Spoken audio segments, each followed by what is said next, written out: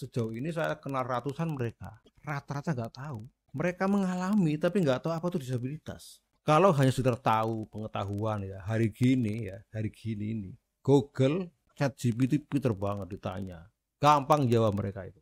Tapi soal kepekaan mereka nggak punya. Dan teman-teman lah yang harus membangun ini. Assalamualaikum warahmatullahi wabarakatuh. Ketemu lagi dengan saya di sini nih di kelas inklusif, tempat kita bersama belajar mengenal dunia inklusif.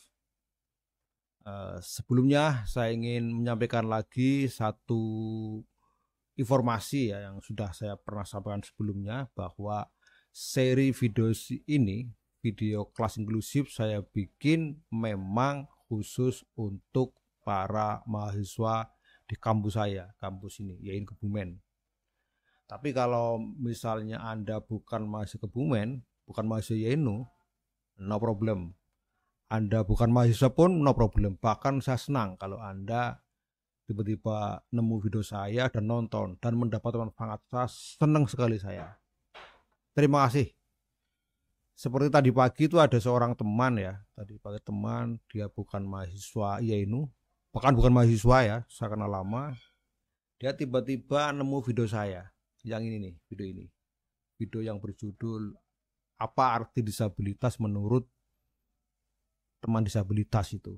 Dan dia katanya dia mempraktekkan gitu, dia punya seorang teman sahabat disabilitas, dia ketemu dan tanya, intinya gini, dia tanya,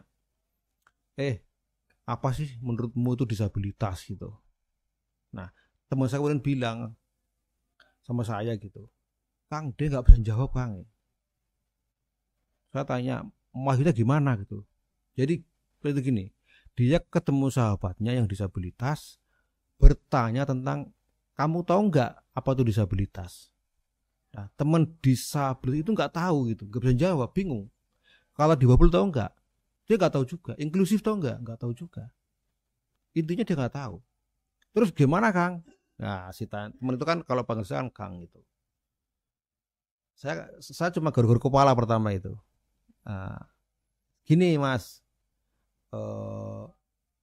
kalau sampean tanya sama Google ya, buka Google, tanya apa itu disabilitas, dijawab itu, pinter Google itu, apalagi ChatGPT itu, wow, canggih lagi itu, langsung menjawab, disabilitas adalah, difabel adalah, banyak pilihan, tinggal dipilih mana yang kamu suka. Atau teman-teman punya buku berkaitan disabilitas dan tanya di situ, tinggal dibaca aja, banyak definisi tentang disabilitas. Tapi kalau teman-teman bertanya kepada orang-orang yang mengalami itu, yang itu ya, belum tentu mereka jawab, atau jawab pun mungkin belum tentu mereka tahu bisa jawab. Dan saya sejauh ini saya kenal ratusan mereka, rata-rata nggak tahu. Mereka mengalami tapi nggak tahu apa itu disabilitas. Mereka mengalami tapi kadang-kadang nggak tahu tentang difabel itu apa, inklusif itu apa, mereka nggak tahu. Nah, nggak tahu, tapi mereka ngalami. Makanya di video yang kemarin itu, yang ditonton sama teman saya, yang ditonton teman saya itu, saya sampaikan kepada mahasiswa, kamu ke sana ya, berteman sama mereka, ke rumahnya, bersahabat, untuk menggali informasi atau menggali pengalaman lah, bukan informasi, pengalaman mereka berkaitan dengan pengalaman kedisabilitasannya gitu. Contoh gini, misalnya dia itu seorang tunadaksa misalnya, teman-teman pelajari bagaimana tunadaksa, kan disabilitas artinya kan dis ya, ini disabilitas kan dis, tidak, kurang, ability mampu, kurang mampu kan, kurang keterbatasan, terbatas gitu, kekurangan. Bagaimana dia hidup dengan keterbatasan yang dia miliki. Tunadaksa misalnya dia nggak bisa berjalan, lumpuh kakinya misalnya. Teman-teman amati itu, amati bagaimana kakinya lumpuh, dengan kaki lumpuh dia hidup. Bagaimana dengan keterbatasan itu dia hidup. Gitu. Dia misalnya sama kayak teman-teman kan, dia punya keinginan untuk ke sana kemari, tapi dia nggak bisa. Biasanya hanya duduk di amben ya, di risban atau di tempat tidur atau di ruang tamu itu aja misalnya.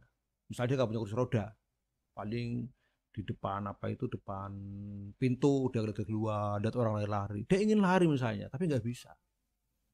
Nah, terus dia punya kursi roda misalnya, dia pun ingin begitu, lari ke sana kemari tapi nggak bisa. Kenapa? Karena ternyata halamannya, jalan tempat yang untuk lewat itu nggak bisa dipakai untuk kursi roda. Nah, itu pengalaman. Ternyata keterbatasan yang dialami itu membuat dia nggak bisa sebagaimana orang lain. Itu. Coba itu di apa pengalaman itu digali gitu ya. Itu misalnya seorang disabilitas, seorang yang tuli misalnya. Coba teman-teman tiba-tiba tuli atau teman-teman bersahabat dengan teman tuli, coba bagaimana diselami. Rata-rata keluarga tuli itu ya, keluarganya itu nggak bisa ngomong bahasa isyarat, rata-rata begitu. Ibunya nggak bisa, bapaknya nggak bisa, kakak adiknya nggak bisa.